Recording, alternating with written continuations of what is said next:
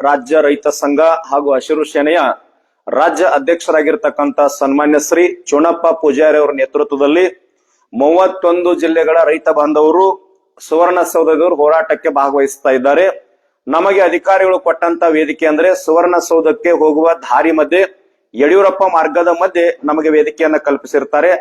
ತಮಗೆ ನಾಡಿನ ಸಮಸ್ತ ಅನ್ನದಾತ ಬಂಧುಗಳಿಗೆ, ಯುವಕರಿಗೆ, ಕಬ್ಬು ಬೆಳೆಗಾರರಿಗೆ, ಸಮಸ್ತ ಅನ್ನದಾತ ಬಂಧುಗಳಿಗೆ ನಾನು ವಿನಂತಿಯನ್ನ ಮಾಡಿಕೊಳ್ತೀನಿ.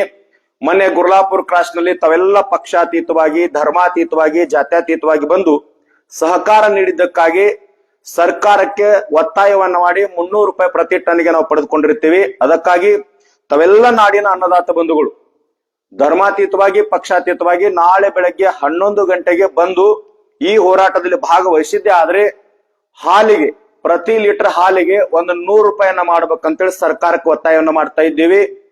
ಕರೆಂಟ್ ಹಗಲದ್ದು 12 ತಾಸು ಕೊಡಬೇಕು, ರಾತ್ರಿ ಸಂಪೂರ್ಣ ಸಿಂಗಲ್ ಪೀಸ್ ಕೊಡಬೇಕು.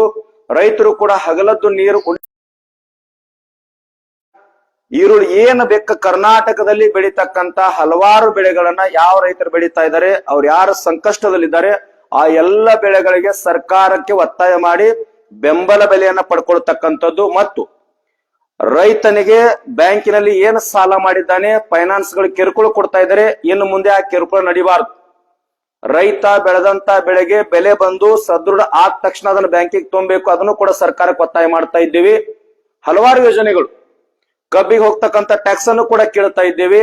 ಏನು ರಾಜ್ಯದಲ್ಲಿ 31 ಜಿಲ್ಲೆಯ ರೈತರಿಗೆ ಏನೇನು ಸಮಸ್ಯೆ ಆಗಿದೆ ಅದೆಲ್ಲವನ್ನ ಪಟ್ಟಿ ಮಾಡಿಕೊಂಡು ಬನ್ನಿ.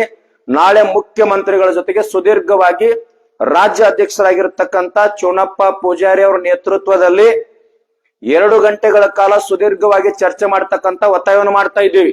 ಎಲ್ಲ ಸಚಿವರು ನಮ್ಮ ವೇದಿಕೆಗೆ ಬರಬೇಕು. ಮುಖ್ಯಮಂತ್ರಿಗಳು ನಮ್ಮನ್ನ ಚರ್ಚೆಗೆ ಕರೆದು ಸಂಪೂರ್ಣವಾಗಿ ಚರ್ಚೆ ಮಾಡಿ ಇಡೀ ಸಂಪೂರ್ಣ ನೀರಾವರಿ ಆಗಿರ್ಬೋದು, ವಿದ್ಯುತ್ ಆಗಿರ್ಬೋದು, ಸಣ್ಣ ಪುಟ್ಟ ಯಾವುದೇ ಸಮಸ್ಯೆಗಳಾಗಿರ್ಬೋದು ಅದೆಲ್ಲವನ್ನು ಕೂಡ ಬಗೆಹರಿಸತಕ್ಕಂತ ಯೋಜನೆ ನಾಳೆ ಹಾಕೊಂಡಿದ್ದೇವೆ. ತಾವೆಲ್ಲ 31 ಜಿಲ್ಲೆಯ ರೈತ ಬಾಂಧವರಿಗೆ ವಿನಂತಿ ಮಾಡ್ಕೊಳ್ತೀನಿ, ನಮ್ದು ಆ ರೈತ ಸಂಘಟನೆ, ಆ ಜಿಲ್ಲೆ ಯಾವುದೇ ತಾರತಮ್ಯ ಮಾಡ್ಲಾರ್ದೆ ನೀವೆಲ್ಲರೂ ಮುಕ್ತವಾಗಿ ಬಂದು ಭಾಗವಹಿಸಬಹುದು.